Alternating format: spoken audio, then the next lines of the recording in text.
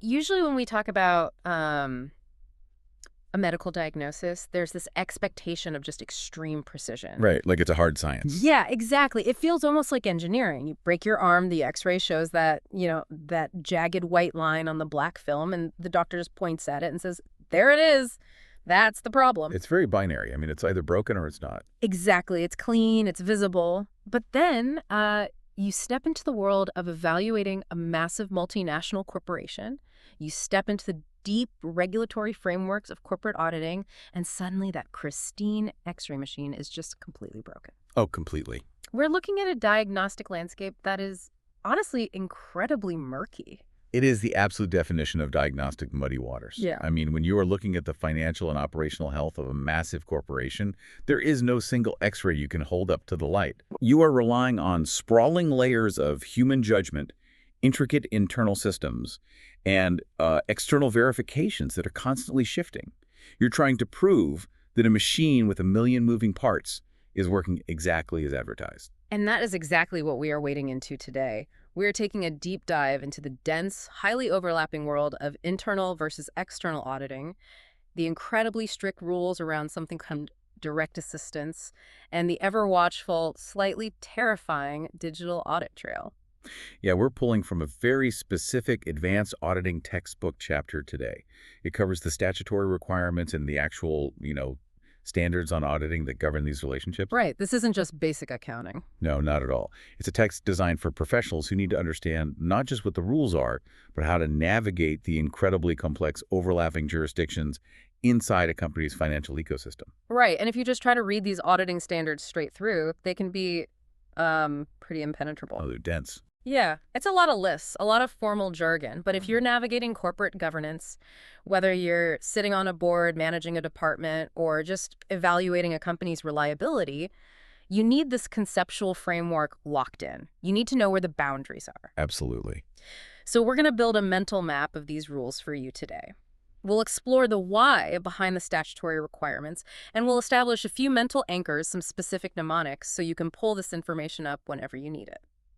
Because a rule only makes sense when you understand the risk it was actually designed to prevent. Yeah. Once you see the underlying logic, the lists stop being, things you have to memorize and start being intuitive boundaries. Okay, let's unpack this. Let's start with the most fundamental tension running through this entire ecosystem.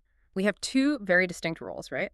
The internal auditor and the external auditor. And honestly, this setup has always confused me a bit from a purely practical standpoint.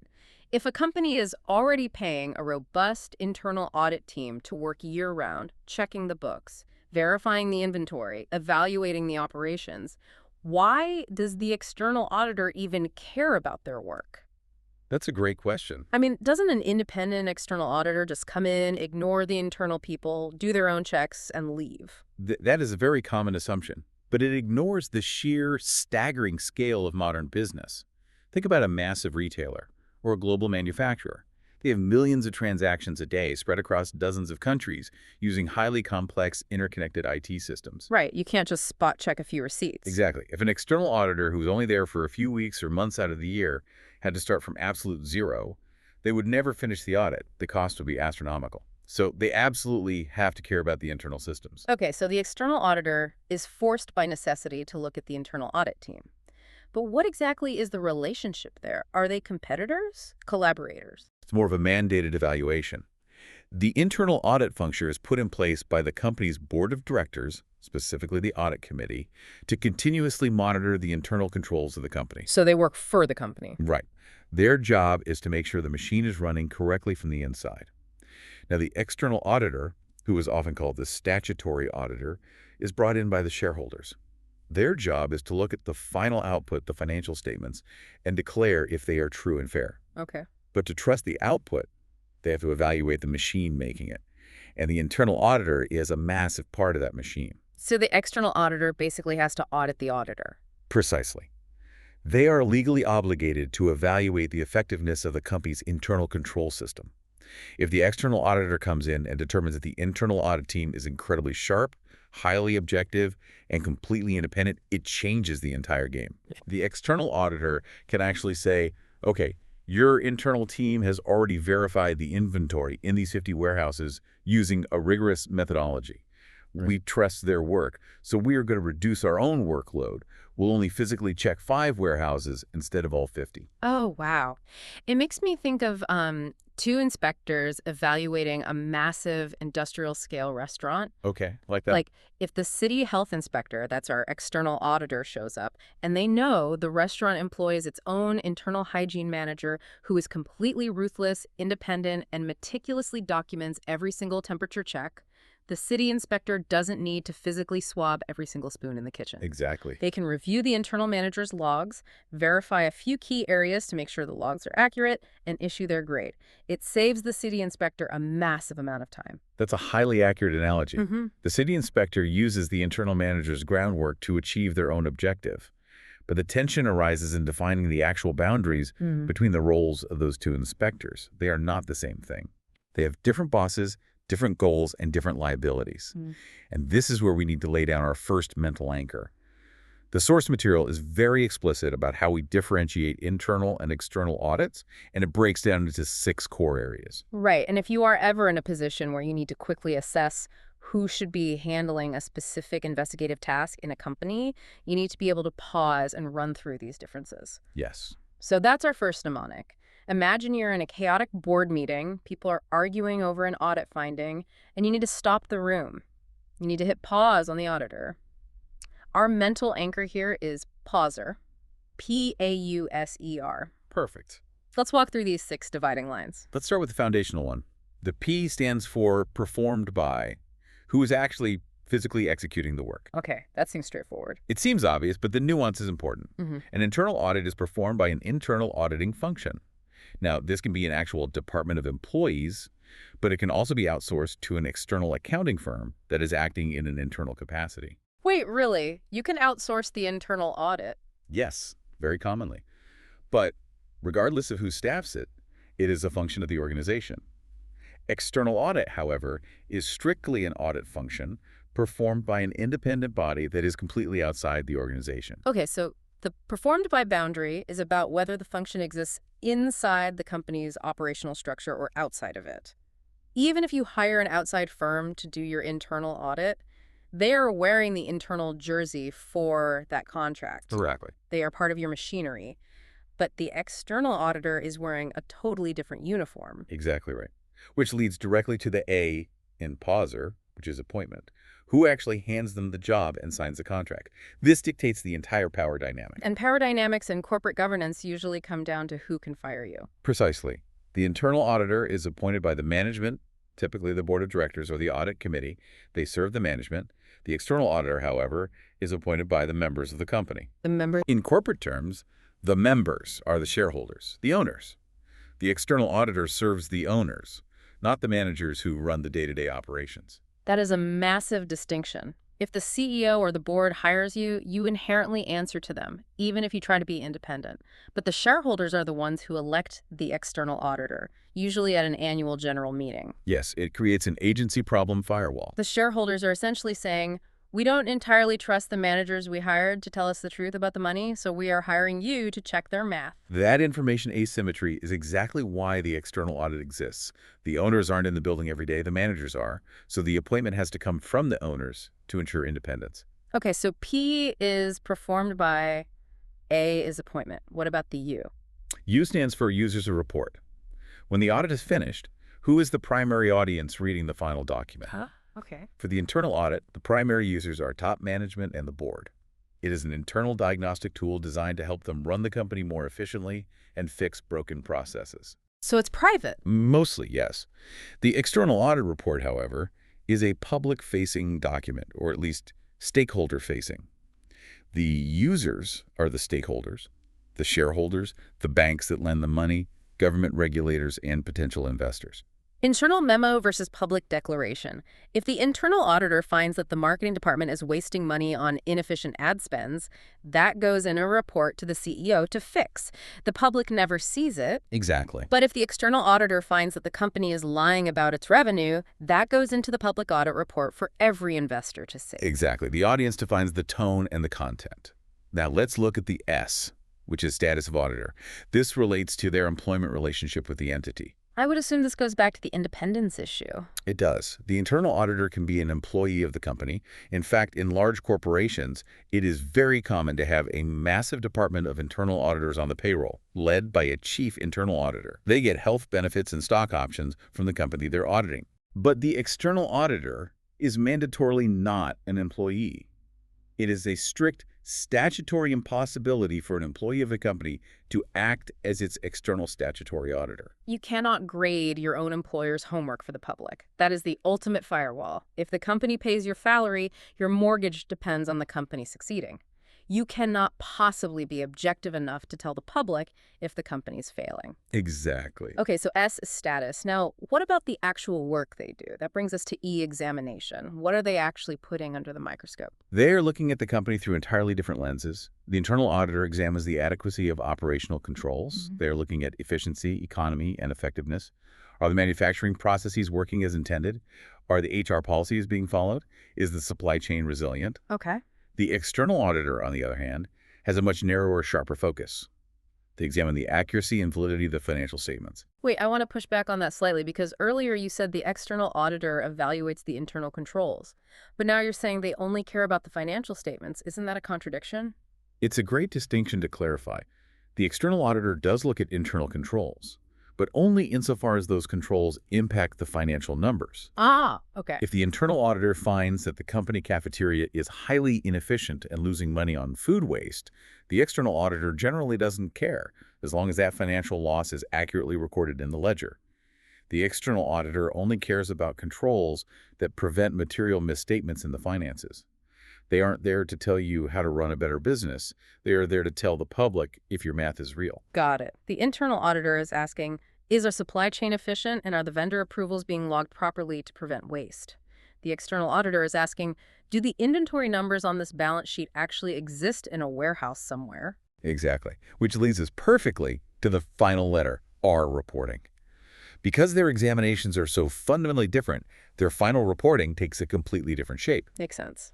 The internal audit report focuses on providing a list of weaknesses in internal controls and suggestions for improving operational activities. It is a roadmap for improvement. The external audit report does not provide a roadmap. It provides a formal statutory opinion on the truthfulness and fairness of the financial statement. So it's a pass-fail grade on reality. Exactly. It doesn't say, here's how to improve your profit margin. Yep. It simply says, in our opinion, the profit margin you reported to the public is true. Okay, let's lock this framework in. If you need to map out the boundaries of an audit, hit pause on the audit. Pauser. Right. Performed by. Is it an internal function or an independent body? Appointment. Did the board hire them or did the shareholders? Users of a report. Is this for management's eyes only or is it for the public stakeholders? S, status of auditor. Are they an employee or mandatorily not an employee? E, examination. Are we looking at the adequacy of operational controls or the accuracy of financial statements? Our reporting. Are we listing weaknesses to fix or giving a formal opinion on truth and fairness? Perfect. And what's deeply fascinating about this dynamic is the tension it creates. Despite these massive structural differences, despite having different bosses, different audiences, and entirely different goals, the external auditor still desperately wants to rely on the internal auditor's work. Because of the scale we talked about earlier, the external auditor simply doesn't have the time to do it all from scratch. Right. The internal auditor is in the building 365 days a year. They know where the bodies are buried. They know the eccentricities of the legacy software system. They know which warehouse manager is slightly sloppy with the paperwork. The external auditor wants to tap into that deep well of institutional knowledge. But they can't just blindly trust it. Like if you're the city health inspector, you don't just walk in, ask the restaurant's internal manager, are we good? Take their word for it and leave. You have to verify that the internal manager is actually competent and honest. And this brings us to one of the most critical standards in the entire framework, Standard on Auditing 610, or SA 610, using the work of an internal auditor. This standard is the ultimate gatekeeper. Okay, SA 610. It dictates whether, in which specific areas, and to what extent the external auditor can rely on the internal function. And the very first step in SA 610 is a rigorous evaluation. So what does this all mean? It means the external auditor essentially has to grade the internal auditor's homework before deciding if they can copy it. Yes, and if the internal auditor fails this grading process, The external auditor is legally barred from using their work. They have to start from scratch. Which would be a financial nightmare for the company. You're paying millions for an internal audit team. But because they aren't structured properly, the external auditor throws their work in the trash and charges you millions more to duplicate the effort. It happens. So how exactly does an external auditor evaluate them? What is the rubric? The source material lays out 3 strict statutory criteria that must be met. To rely on the internal audit function, the external auditor must verify that the company has built a highly robust system. Our mental anchor here is OCS. OCS. Only competent systems. Exactly. The external auditor is looking for only competent systems. Let's break down what that actually requires in practice. Let's start with the O, which stands for objectivity. How does an external auditor measure objectivity? Because as we just discussed, the internal auditor is often an employee. They get their paycheck from the company. True objectivity seems almost impossible. It is incredibly difficult, which is why the external auditor looks very closely at the organizational structure and the reporting lines. Does the internal audit function's organizational status support independent work? To illustrate this, the source material actually provides a brilliant, very practical case study. Yeah, nice. Let's hear it. It mentions a listed company, let's call it Try and Scale Limited. They hired a chartered accountant to be their new chief internal auditor. But when he received his offer letter, it stated that he was required to report directly to the chief financial officer, the CFO. The new internal auditor immediately flagged this as a massive deal-breaking problem. Wait, really? I mean, if I look at a standard corporate org chart, the CFO is the head of all things financial. It seems somewhat logical that an auditor would report to the head of finance. Why is that a deal breaker? Because it completely destroys the in OCS. Think about the mechanics of retaliation and conflict of interest. The CFO is the person ultimately responsible for designing and implementing the accounting controls and for generating the financial statements. The internal auditor's job is to aggressively test those exact controls and statements. If the internal auditor discovers a massive, potentially fraudulent flaw in how revenue is being recognized, and their direct boss is the CFO who designed that revenue recognition policy, how can they report it? Oh, man. They can't. If they report it to the CFO could bury it or simply fire the auditor to keep them quiet. The auditor's mortgage depends on keeping the CFO happy. Exactly. Their objectivity is entirely compromised by the reporting line. So, in the case study, the internal auditor correctly demanded that his reporting line be changed. To ensure objectivity, an internal auditor must be positioned outside the function they are auditing, and they should report directly to those charged with governance, which means the audit committee of the board of directors. The audit committee acts as an administrative shield. If the internal auditor finds fraud committed by the CFO, they bypass the C-suite entirely and report it straight to the board. That structural shield is what the external auditor is looking for when they evaluate objectivity. Right. Okay, so that's the O. What about the C, competence? Competence asks a very blunt question. Does the internal audit function actually have the right level of skills, experience, and qualifications to do the job? And this isn't just about checking to see if they all have CPA licenses framed on their walls. Right, because I could have a PhD in accounting, but if you drop me into the middle of a complex cybersecurity audit, I would have no idea what I was looking at. Exactly. Competence is domain-specific. The external auditor has to look at the nature of the business. If it's a highly technical, multinational manufacturing plant with complex derivatives trading on the side, does the internal audit team actually understand operational engineering risks and financial derivatives? Or are they just junior accountants checking basic math? Yeah. Do they have adequate ongoing training? Do they understand the specific regulatory environment of that specific industry? You wouldn't hire a brilliant linguist to audit the safety protocols of a nuclear power plant. They have to be competent in the specific reality of the business. Exactly. So O is objectivity, C is competence. What is the S? S stands for a systematic and disciplined approach. That feels a little vague. Doesn't systematic just mean being organized, like having a clean filing cabinet? It goes much deeper than being organized. A systematic and disciplined approach means they apply a rigorous, formalized methodology to their work, backed by strict quality control. An external auditor is looking for evidence of due professional care. How do you prove that to an outsider? By the paper trail of your methodology. Do they have comprehensive, up-to-date audit manuals? Do they use standardized audit programs that are customized for different departments? When a junior internal auditor does a test, Is there documented proof that a senior auditor reviewed their working papers? Is there an internal quality assurance program that audits the auditors? Ah, I see. It's the difference between a professional detective agency and a neighborhood watch. Oh, I like that. The neighborhood watch might be well-intentioned and organized, but they don't have a forensic lab or a chain of custody for evidence. A systematic approach means your findings are reproducible and scientifically sound. Exactly. So the external auditor looks for only competent systems. OCS, objectivity, competence, systematic approach. And the consequence of this evaluation is absolutely binary. It's a pass-fail. There's no middle ground where they can say, well, they are somewhat competent, so we'll use a little bit of their work. The standard is definitive. If the external auditor determines that the internal audit function lacks sufficient objectivity, lacks sufficient competence, or does not apply a systematic and disciplined approach, the external auditor shall not use the work of the internal audit function. Period. It's a hard stop. Wow, that is an incredibly harsh penalty for the company. If the audit committee got lazy and let the internal auditor report to the CFO, failing the objectivity test, the external auditor just walks away from a whole year's worth of internal audit reports and says, we have to test everything ourselves. The audit fees would skyrocket. It happens, and it's a massive failure of corporate governance when it does. Management has to design the internal function not just to be effective, but to be fundamentally verifiable by an outsider using the OCS criteria. Okay, so let's say a company passes the test. They have brilliant, objective, highly systematic internal auditors. We've established that the external auditor can use their their reports, their working papers, to reduce their own workload. Yes. But SA 610 introduces another concept that honestly feels like it crosses a massive red line. It's called direct assistance.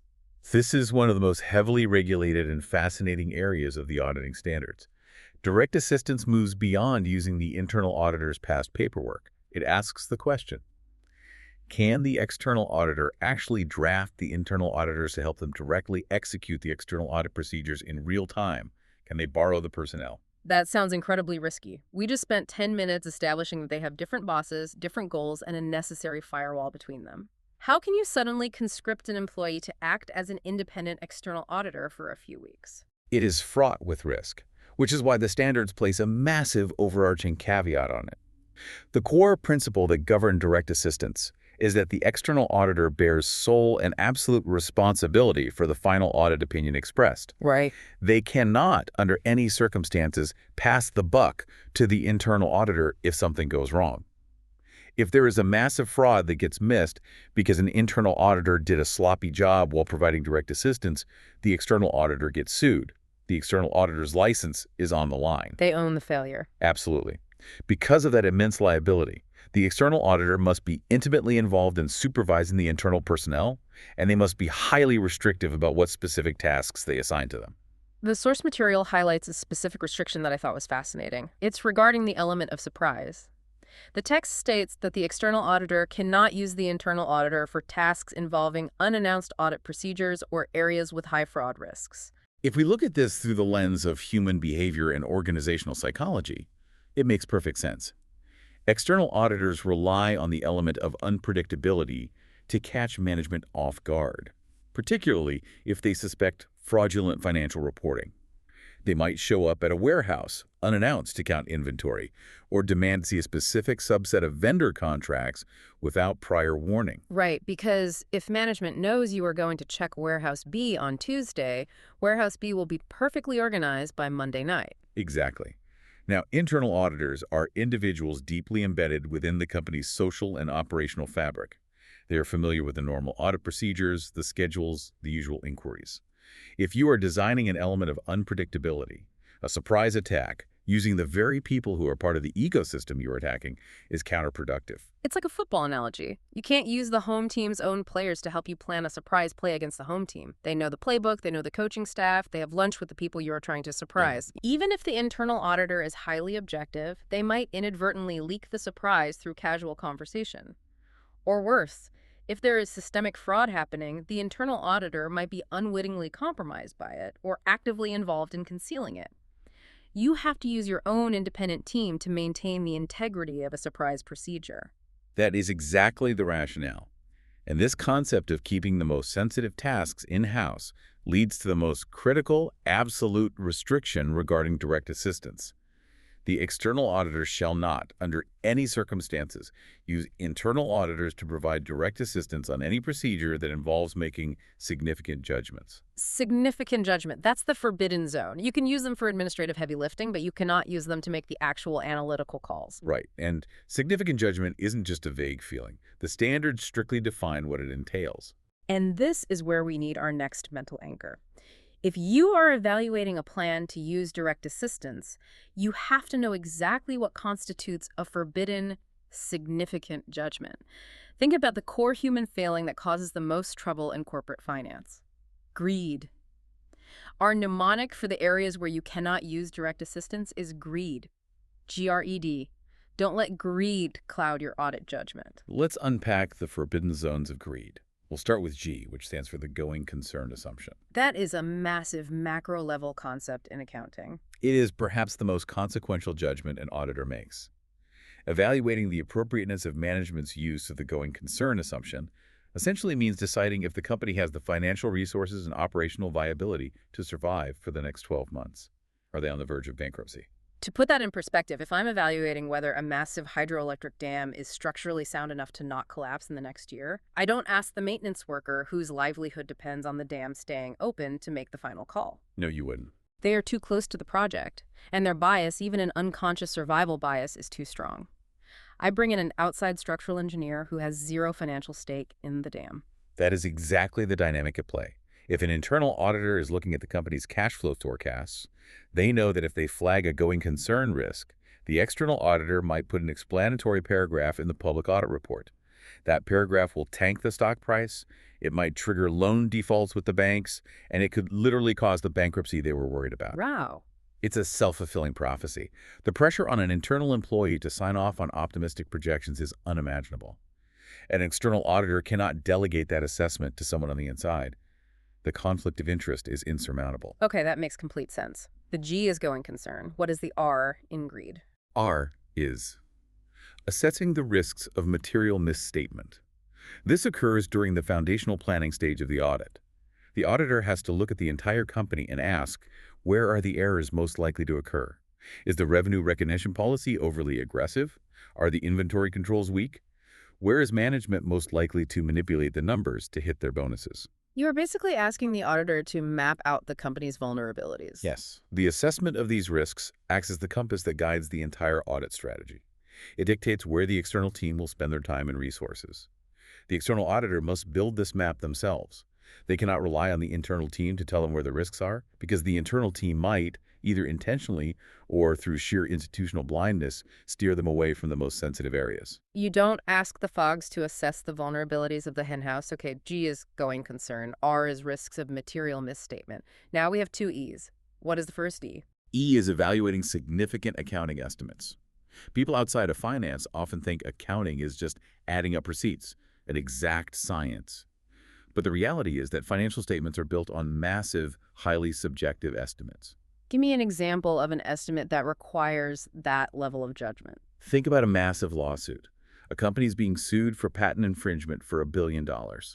Management has to estimate the probability that they will lose, and if so, how much they will likely have to pay, and then record that potential liability on the books. Oh, wow. Or think about depreciation.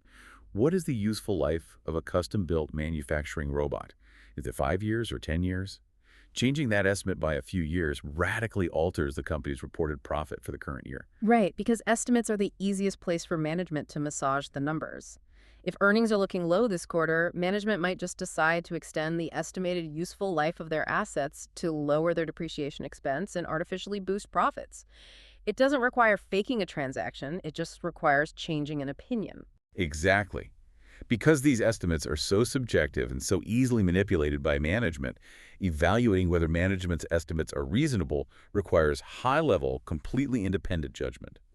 The internal auditor, who reports to the management making the estimates, cannot be the one to validate them for the external audit. Okay, so that's the first E, estimates. What is the second E? E is evaluating the sufficiency of tests performed. This is almost a meta-judgment. During the audit, the team will perform a series of tests on a specific account balance. They might test 50 random invoices. When those tests are completed, someone has to look at the evidence gathered and make a definitive call. Is this enough evidence? Have we conclusively proven the assertion, or do we need to expand our sample size and dig deeper? And you can't delegate that to the internal auditor because human nature dictates they want the audit to be over. If an internal auditor is assisting you and you ask them, hey, we checked 50 invoices, found a couple of weird anomalies, what do you think? Should we pull another 100 files and stay here all weekend? The internal auditor is highly incentivized to say, nah, 50 is plenty, looks good enough to me, let's wrap it up. Precisely. The decision of knowing when to stop testing, knowing when the evidence is legally sufficient to support the audit opinion, must rest solely with the external auditor who holds the liability. Makes total sense. That brings us to the final letter of greed, the D. D is evaluating the adequacy of disclosures in the financial statements. Financial statements are much more than just the balance sheet and the income statement. They include pages and pages of extensive footnotes and narrative disclosures detailing risks, related party transactions, contingent liabilities, and accounting policies. The fine print. The incredibly vital fine print.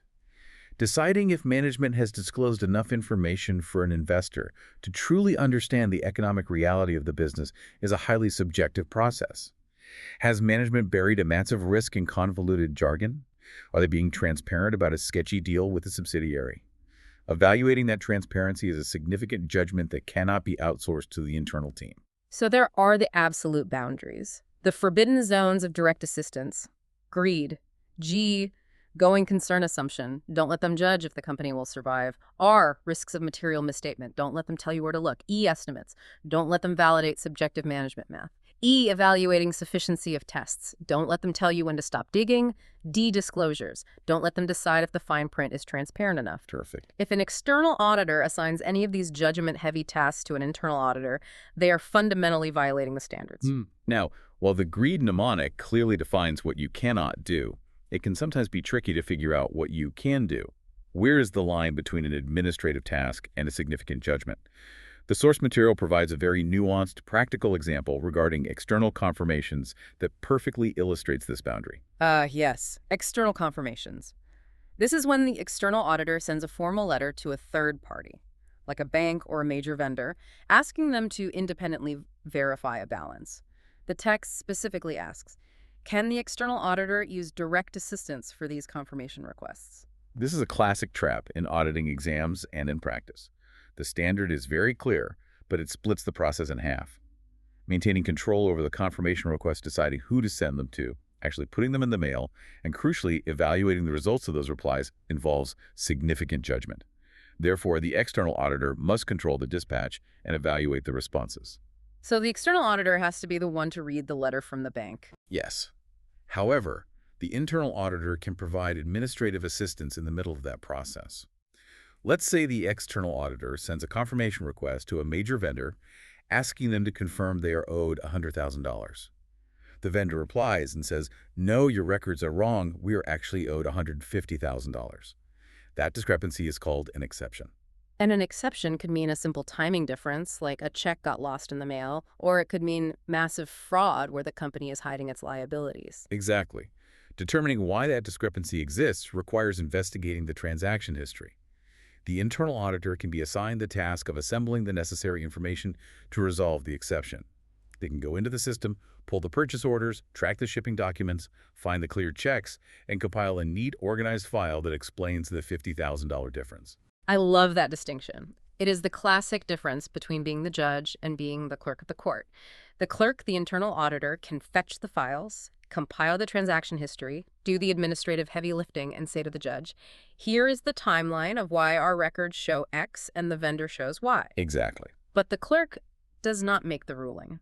The judge, the external auditor, is the one who looks at that compiled file, evaluates the evidence, and makes the judgment on whether the discrepancy is a harmless timing issue or a material misstatement. Administrative compilation is allowed.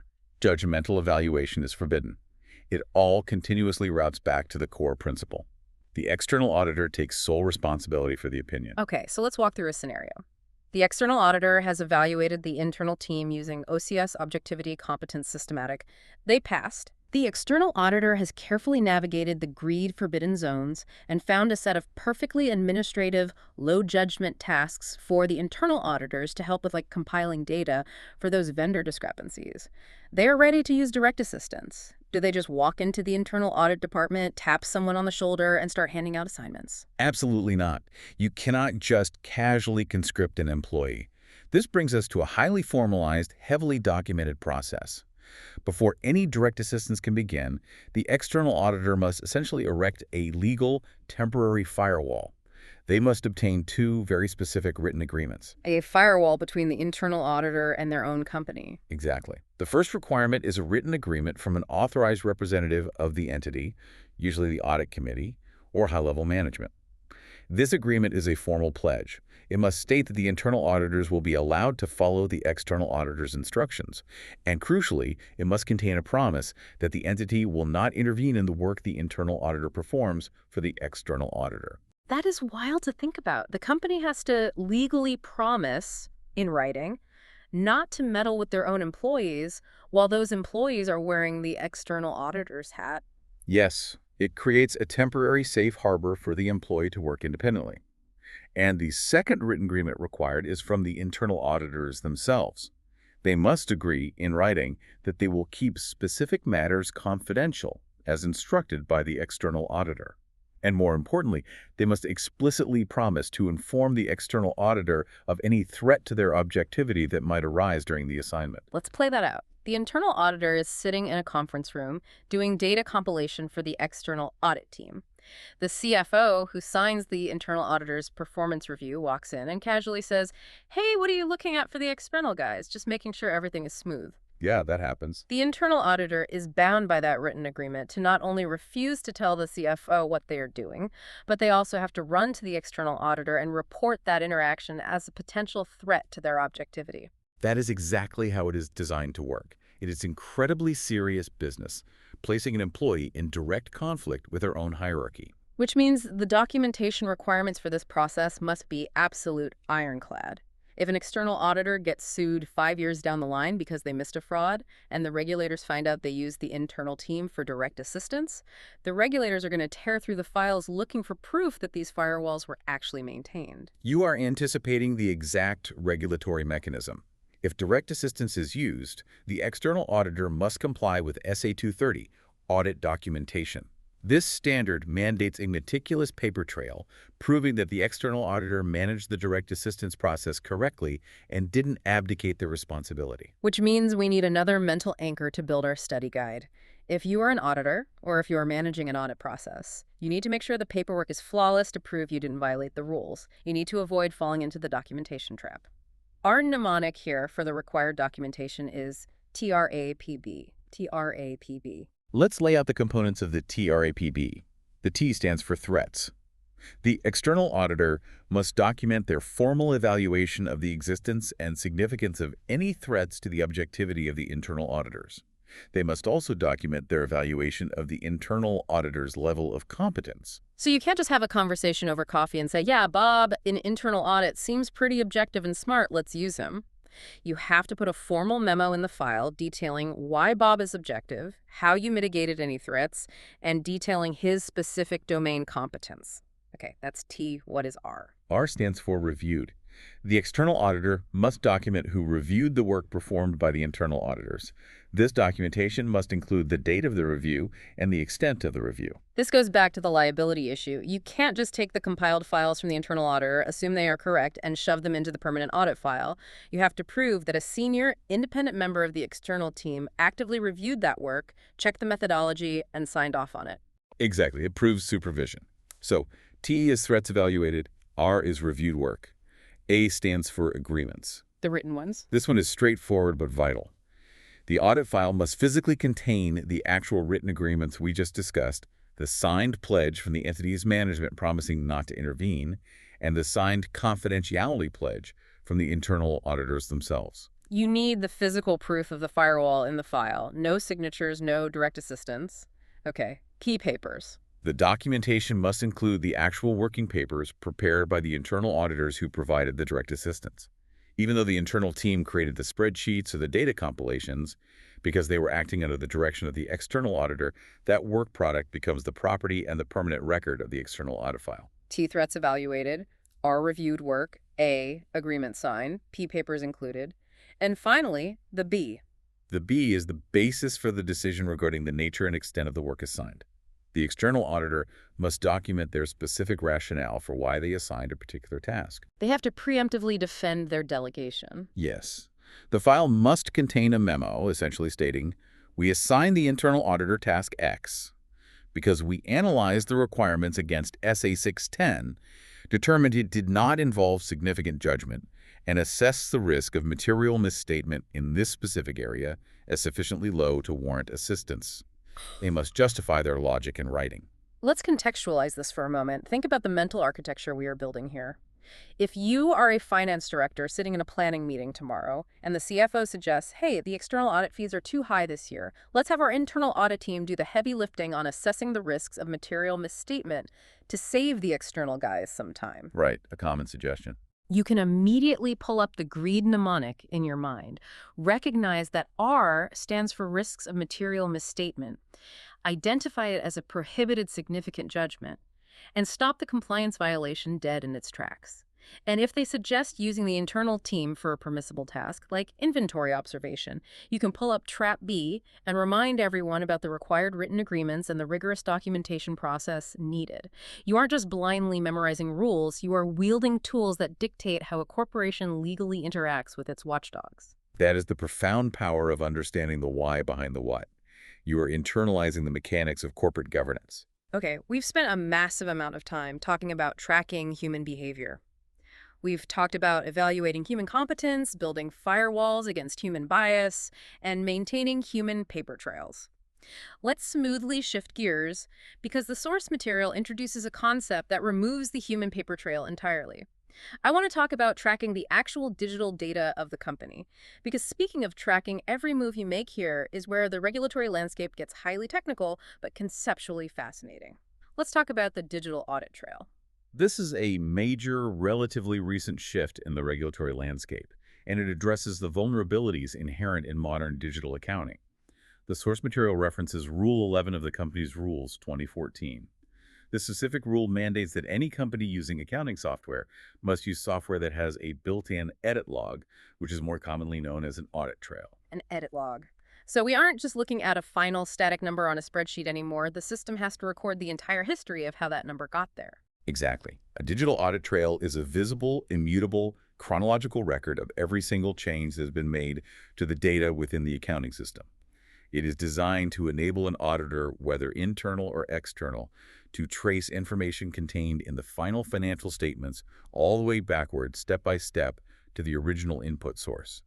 It's like leaving digital footprints in the snow. If a number moves, the system tracks it. And what specific data points need to be captured in this log? The text is quite specific about the requirements. It essentially dictates that the system must log the when, the who, and the what. That is the holy trinity of digital accountability. The when is the exact timestamp, the precise date and time down to the second that a change was made to the ledger. The who is the user ID of the specific individual who's logged into the system and executed the change. And the what is the data reference? What was the action taken? Did they create a new entry? Did they update an existing entry? Did they delete an entry? What was the old value? What is the new value? And did the transaction successfully process, or did it fail? If you implement that perfectly, it sounds practically foolproof. If someone in the accounts payable department tries to commit fraud by altering a legitimate vendor invoice from $10,000 to $100,000, they can't just overwrite the cell in a spreadsheet. The system automatically logs their specific user ID the exact second they hit save, the original $10,000 amount, and the new $100,000 amount. The auditors will see the alteration instantly. It's a perfect surveillance system. It sounds foolproof in theory. It sounds like the ultimate solution to financial fraud. But this raises a massive, critically important question, and it's a vulnerability that the source material points out very clearly. Software is designed to be flexible. And because of that flexibility, many accounting software packages allow these audit trails to be turned off. The feature exists, the capability is there, but a system administrator with the right access level can simply toggle a switch in the settings and disable the logging entirely. The The classic invisible man scenario. You want to rob a bank, so you turn off the security cameras, commit the crime in the dark, and then turn the cameras back on when you're done. Precisely. If the log can be disabled, it provides zero assurance. Therefore, the regulatory burden placed on the company isn't just to purchase software that has an audit trail feature. Management must be able to prove to the external auditor that the audit trail was fully functional, that it operated continuously throughout the entire financial year without a single gap, and crucially, that it was not disabled at any point. Okay, wait. How do you prove a negative? How does management mathematically prove to an auditor that a feature was never turned off over a 365-day period? They can't just give their word. They have to design, implement, and rigorously maintain specific internal IT controls. Yeah. And the external auditor is statutorily required to evaluate and test these specific controls to verify the integrity of the audit trail. If the controls fail, the audit trail is deemed invalid. Which means we have one final, crucial mental anchor to build. If you are dealing with corporate data integrity, you need to understand the architecture of these IT controls. This is about proving your digital footprint is real. We call it ABCDU. Think about the fundamental question of data security. Audit basics. Can data unravel? ABCDU. Let's unpack the technical controls required to maintain the digital fortress. Let's walk through these IT controls. The A stands for access. The company must have strict, verifiable controls in place to ensure that access to the audit trail itself, the actual edit log, is completely restricted. Because if the person committing the fraud can also go into the edit log and delete the record of their fraud, the system is useless. Exactly. You cannot have regular users able to access, view, or certainly not edit the edit log. It must be locked down to only top-level administrators. Furthermore, whenever the audit trail is accessed by an authorized administrator, perhaps to troubleshoot a system error, the system must generate an access log of that event. To quote the Roman poet Juvenal, who will guard the guards themselves, you have to create logs of the people looking at the logs. The administrators have to be surveilled as well. Okay, A is strict access controls. What is B? B is backups. The company needs automated, verifiable controls to ensure that periodic backups of the audit trails are taken and safely archived. Because a live log that perfectly captures every transaction is completely useless if a server crash, a power surge, or a ransomware attack wipes out the server. Right. And these backups must be archived according to the statutory retention periods specified under the law, which is often several years. The auditor will ask to see the backup logs to prove the data is resilient. So A is access, B is backup, C stands for configuration. Enterprise accounting software is incredibly complex. Changing the underlying configuration settings can subtly alter how data is captured or what specific fields are monitored by the edit log.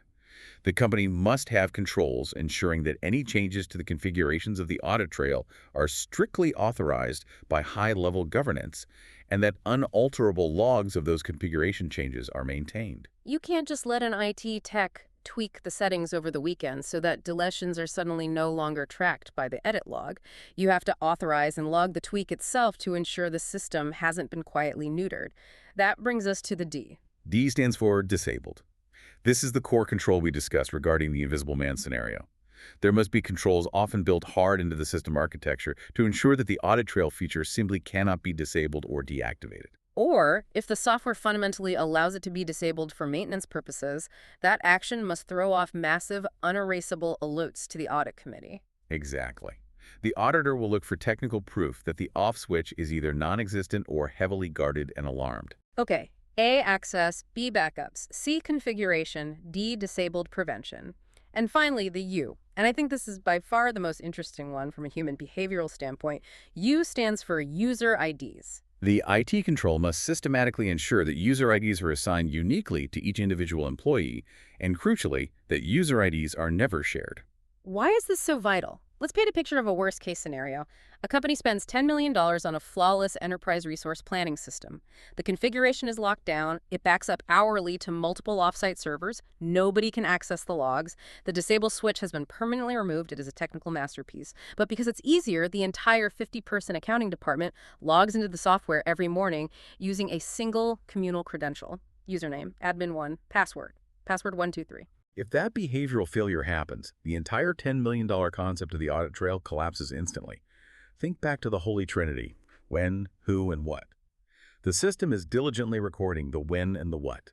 It knows with absolute, unassailable certainty that a change was made at exactly 2:1 p.m., and it knows a specific invoice was fraudulently inflated by $90,000. But for the who, the system just logs admin 1. If 50 people have the password for admin 1, the edit log is completely useless for governance, accountability, or fraud investigation. You cannot tie the action to a human being. The who is the linchpin of the entire audit trail. Without individual, unique, unshared user IDs, you just have a highly detailed, technologically advanced record of an anonymous crime. It renders the software completely pointless because of one lazy human policy. The technology is perfect, but the human implementation destroys it.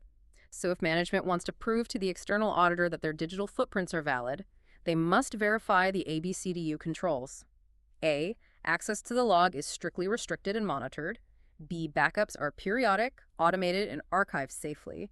C. Configuration changes are heavily authorized and logged. D. Disabled. Ensure the feature is not capable of being disabled quietly. Use IDs are totally unique and actively prevented from being shared. And this is exactly what the external IT audit team will be testing when they review the company's compliance with Rule 11. They aren't just looking at the software vendor's brochure to see if the feature exists. They are actively stress testing the ABCDU controls to see if the human implementation holds up. My friend, we have covered an immense, complex landscape today. We took a dense, highly technical chapter on advanced auditing standards and built a conceptual fortress out of it. Let's do a rapid-fire review of the specific frameworks we've established. We started by mapping the fundamental boundaries between internal and external auditing. When you need to define their roles, you hit pause with Pauser, performed by appointment, users, status, examination, and reporting. Right. Then we looked at how an external auditor decides to rely on internal groundwork. They evaluate the internal team using OCS, grading them strictly on objectivity, competence, and a systematic approach. We navigated the highly dangerous, liability-laden waters of direct assistance, identifying the absolute forbidden zones of significant judgment using greed-going concern, risks of misstatement, estimates, evaluating sufficiency, and disclosures. Perfect recap. We learned how to manage the liability of that assistance properly so you don't fall into the documentation. TRAPB threats evaluated, reviewed work, agreements signed, papers filed, and basis justified. And finally, we unraveled the technical requirements of the digital audit trail by verifying IT controls with ABCDU access, backups, configuration, disabled prevention, and unique user IDs. It is a comprehensive, interconnected framework. The source material is undeniably dense, but when you break it down, it is deeply, beautifully logical. Every single rule, every standard, and every IT control exists to counter a specific human frailty, a systemic risk, or a conflict of interest. Exactly. You now have a structured, easily recallable framework. Instead of looking at corporate compliance as a blur of bureaucratic rules, you have 5 distinct logical toolboxes.